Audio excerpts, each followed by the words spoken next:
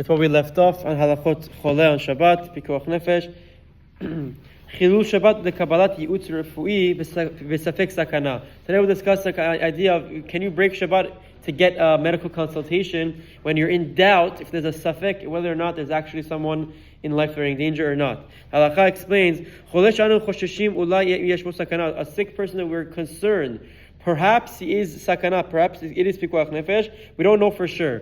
So again, we listed earlier, many shiurim ago, the Shema Shema Hilchot brings, I think, 16, 17, 18 different modern day conditions that we would break Shabbat for because of the uncertainty. So chest pain, stroke symptoms, severe difficulty breathing, allergic reaction, all of these types of things that Shema Shabbat Hilchot explain that you break Shabbat for because there's safek pikuach nefesh. So any one of those categories, mutar letalfen lerofeh sheyavo elav. You're allowed to call a doctor to come to him even when it's safek pikuach nefesh.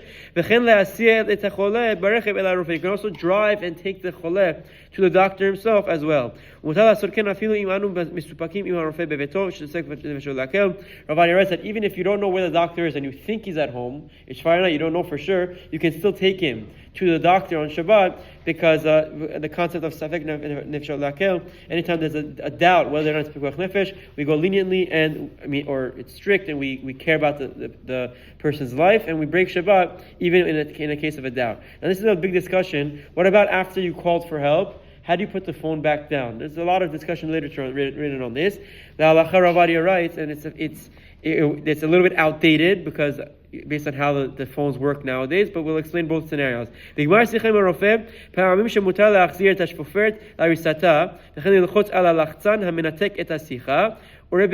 explains when you're finished speaking with the doctor or seeking help, in some scenarios it would be mutar to put the phone back. Think back before our iPhones, they just pressed the off button. They used to actually have to put the phone back onto the wall or wherever it was, close the line.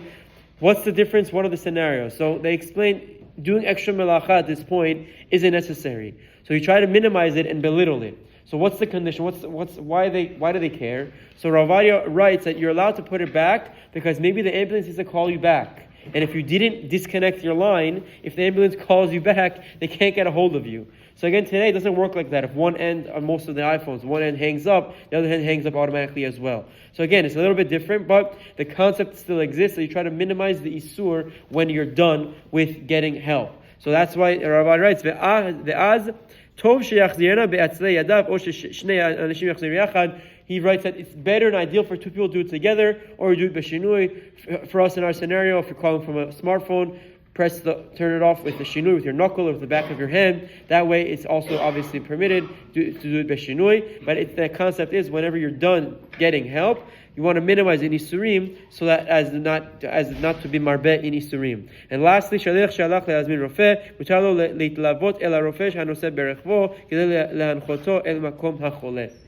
Let's say someone's not feeling well, you run to the doctor's home, and the doctor decides to drive back. You're allowed to go with the doctor to help him get to the patient quicker, says Ravadia. Few important halachot that pertain to safek pikuach nefesh. Continue with tomorrow. Have a wonderful day.